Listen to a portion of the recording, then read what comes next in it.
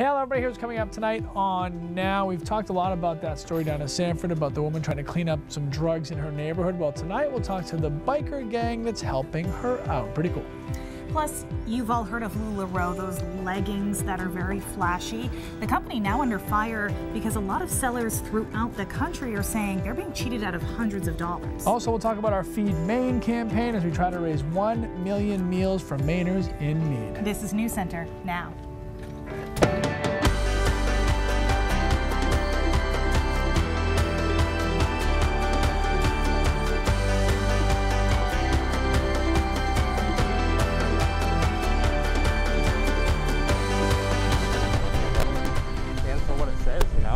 We're tired of having heroin overdoses on our streets. We're tired of having, heroin dealers in the neighborhoods, and it's time to take a stand against them. So we hunt them down and we get rid of them by any means necessary.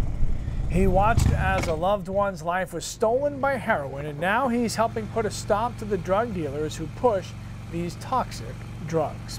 Hey, hello everybody, welcome to Now. I'm Lee Goldberg. And I'm Amanda Hill. They're called the Second Chance Soldiers, men and women who made mistakes in their life, but are now devoted to keeping drugs off the streets. It's a motorcycle club that you don't need to be afraid of, unless you're a heroin dealer.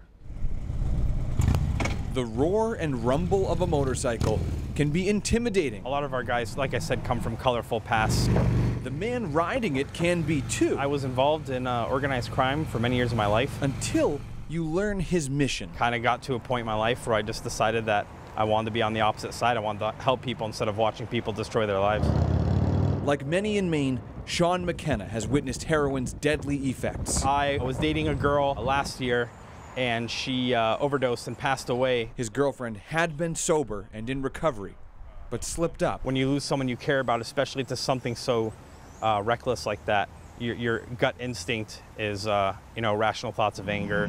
It's one of the reasons he started the Second Chance Soldiers. The body count was stacking up. I started to take it personally, and so I thought I'd step out of it and make a decision to get involved. The club is his escape from a life of organized crime and substance use.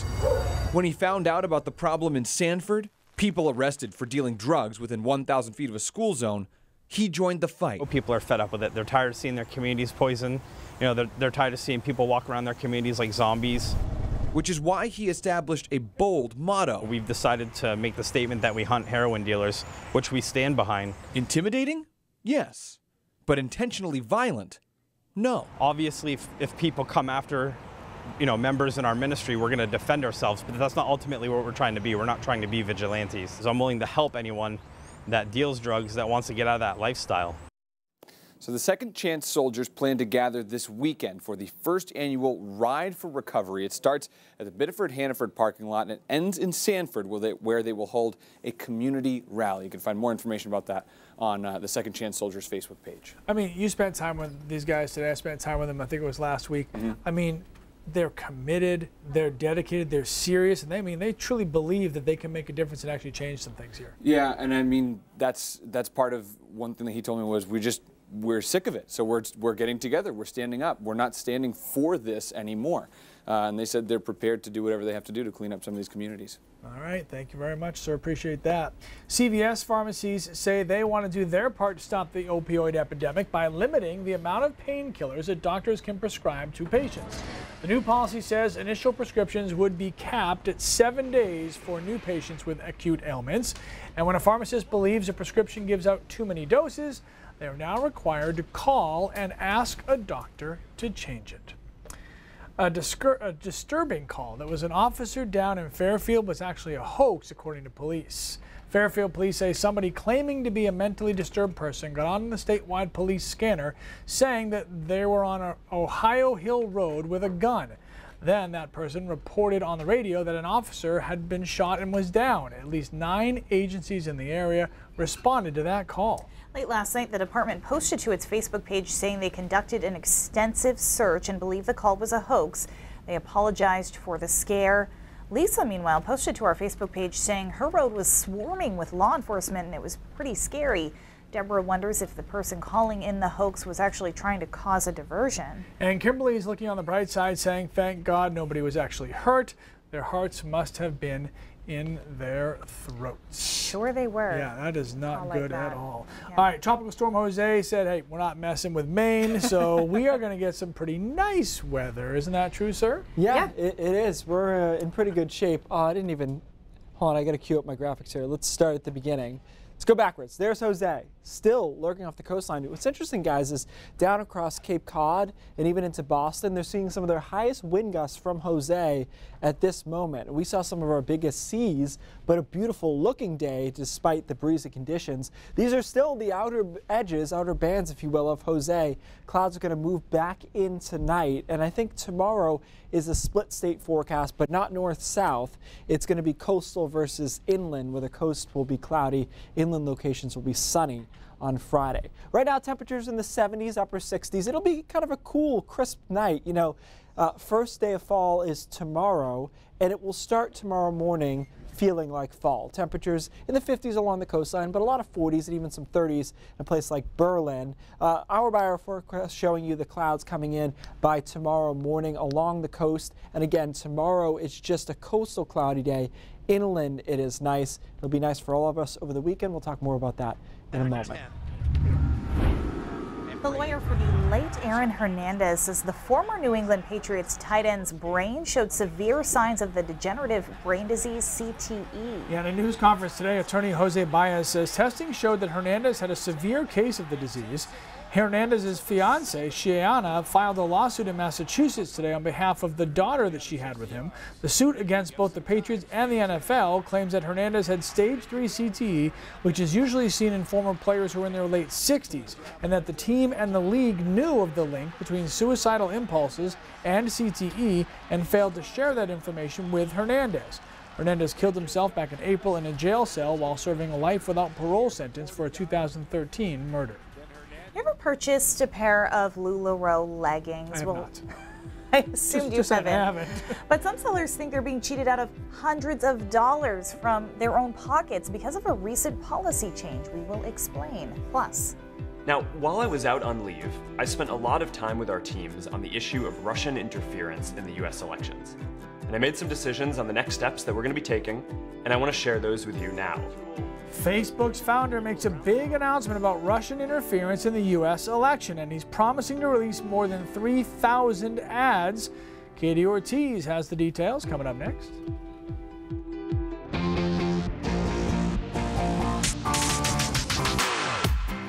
I don't want anyone to use our tools to undermine democracy. That's not what we stand for. Mark Zuckerberg standing firm against election interference this afternoon in a Facebook Live, detailing a new plan to combat meddling from foreign governments. I'm Katie Ortiz for Social Stop. Facebook says they will hand over the contents of 3,000 ads bought by a Russian agency to congressional investigators. This comes weeks after Facebook disclosed they sold nearly $100,000 in political ads during last year's election linked to the Russian government, according to USA Today. Now, critics say Facebook should go further and tell its users how they might have been influenced by outside meddlers. But for now, Zuckerberg is outlining 9 specific ways they're going to tackle election interference, and they'll get their first test run this weekend for the elections in Germany. Among the steps, Zuckerberg says they're investigating what exactly happened on Facebook during last year's election. He also has plans to make political advertising more transparent by disclosing which page paid for an ad. Facebook says they plan to increase their investment in security and election integrity by doubling their team in that department. And they're also looking to adopt anti-bullying systems to protect against political harassment. Now, if you're looking for Zuckerberg's full remarks and other ways he plans to combat interference, you can find that on his Facebook page and our mobile apps and website. All right, thank you very much, Katie. Digital Diva getting it done. Still to come on now. This woman says that LuLaRoe sells dreams of being a big, small business owner, but they don't follow through and consultants end up in debt. We'll hear her story after the break. Plus, it might be the last official day of summer, but the weekend does not seem to care. Keith has your full forecast right after the break.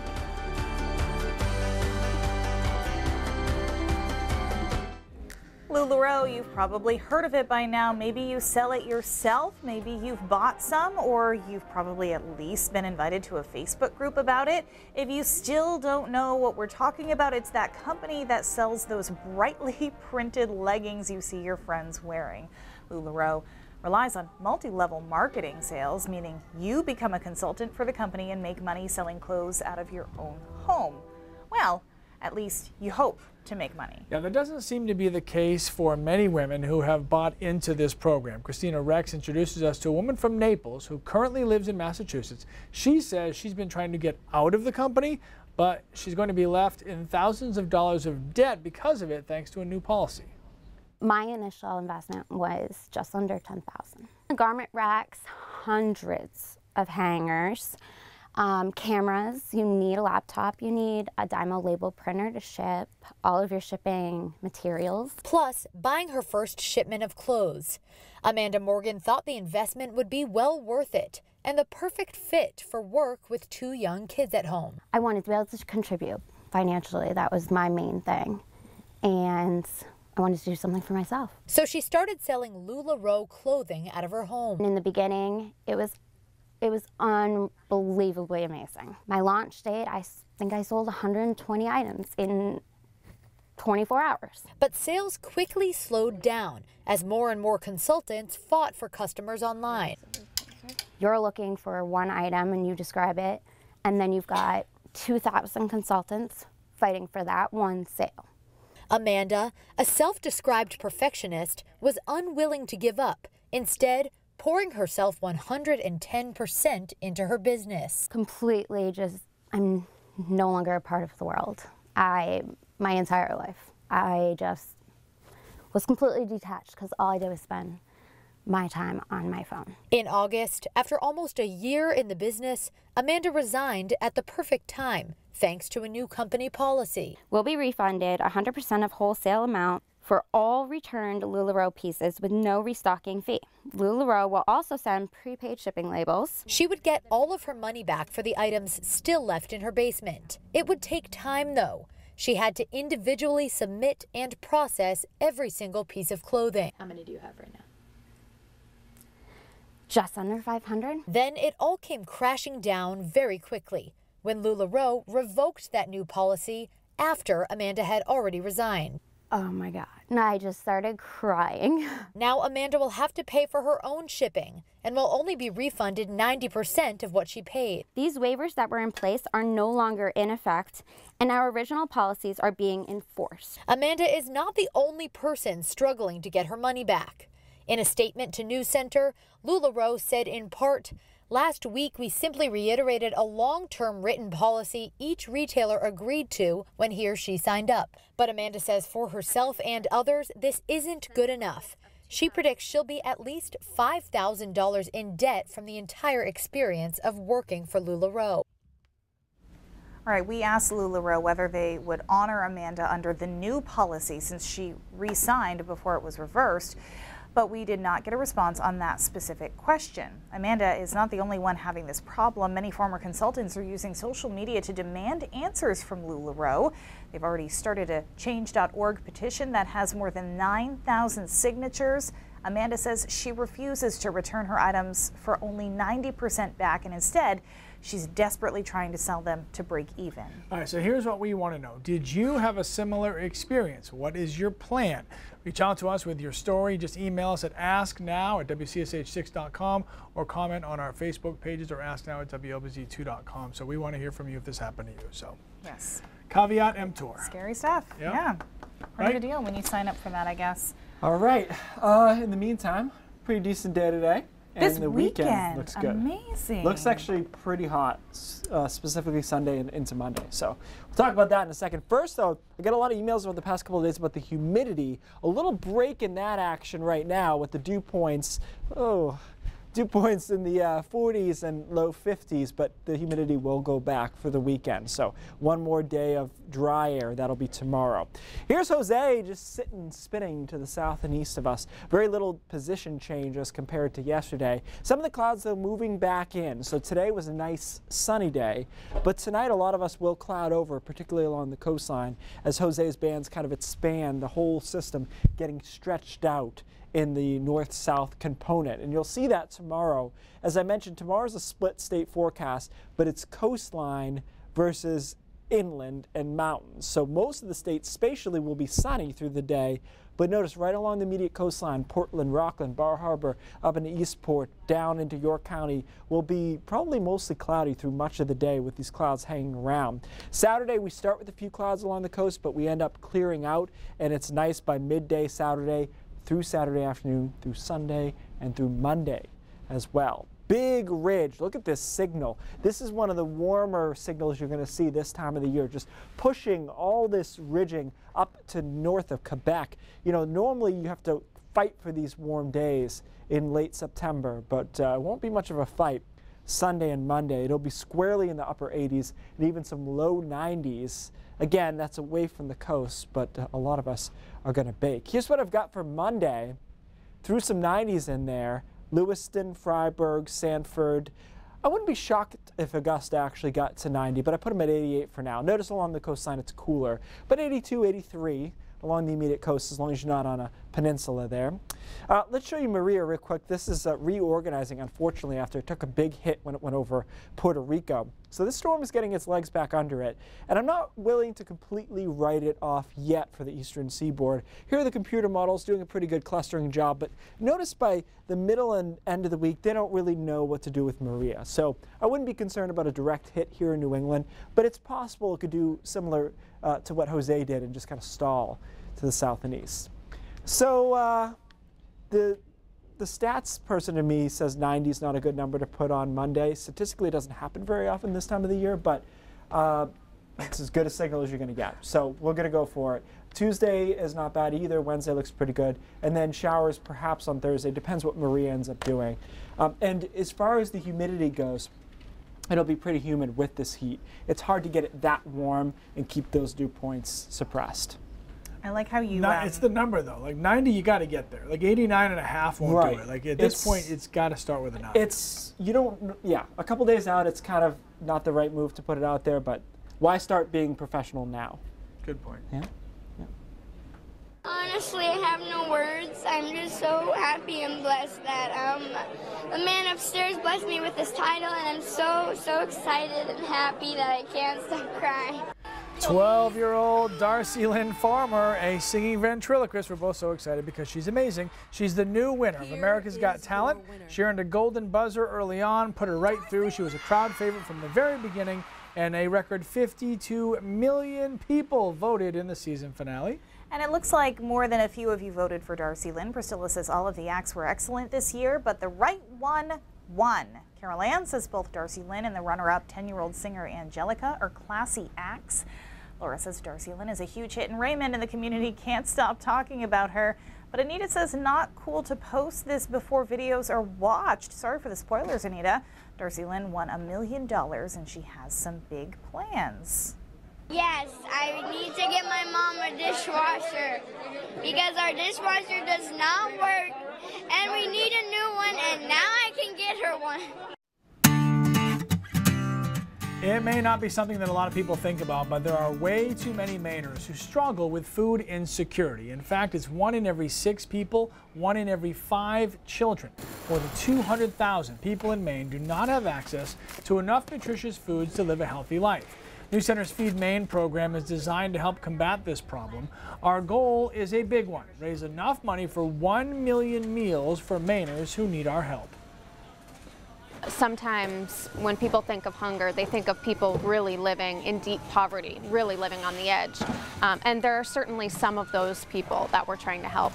There's also a lot of families and seniors who have some income. They're working, or for seniors, they work their entire lives, and now they're retired.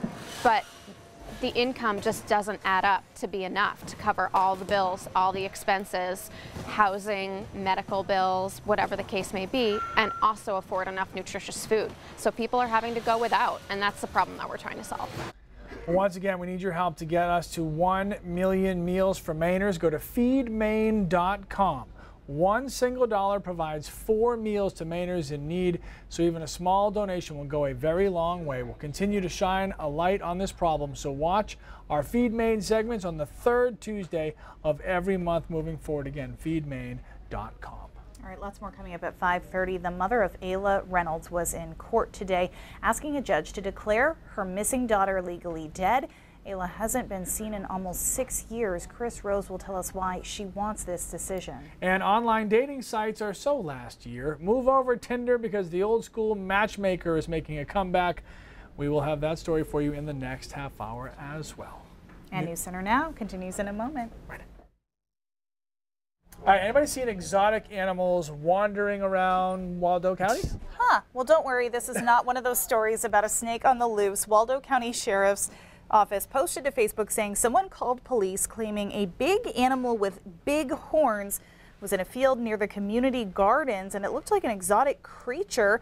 An officer immediately responded, taking his job very seriously, but he did stop to snap a selfie with the goat before taking care of the situation. I mean, it is fair season, so there's always like goats around that you can pet and stuff. So. Well, a lot of people have there you go. Very exotic. All right, speaking of wild animals. Today's Brain Drops is touching on something I mentioned a few days ago, and I got a couple of messages asking for me to talk more about it.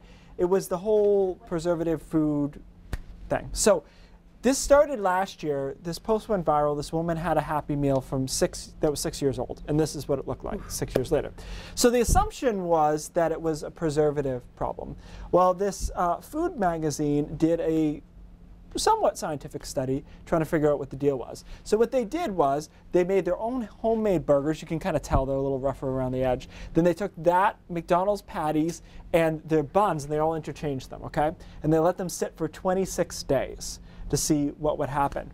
Well, the results were kind of surprising that none of them grew mold. So the homemade one didn't grow mold, the McDonald's one didn't grow mold. What they figured out was because they're thinner patties, the surface area is so small that they dry out and there's no moisture present for mold to grow. So it's not a matter of there's a bunch of preservatives, it's a matter of it's a thin patty, and then when they put it in plastic bags and did the same thing, all of them grew mold because now you're allowing the moisture from the bun to release and the stew in that area, and so every one of them had mold. So basically, just because it looks okay, no matter if you made it, if you bought it, it's not good to eat. It just didn't have the moisture necessary for mold. All right. So there you go. So the thing on the bottom of my car, don't eat it. No, it might look okay. Good advice. But Good advice. no. Helpful. I would still eat it. News Center at 5:30 starts right now.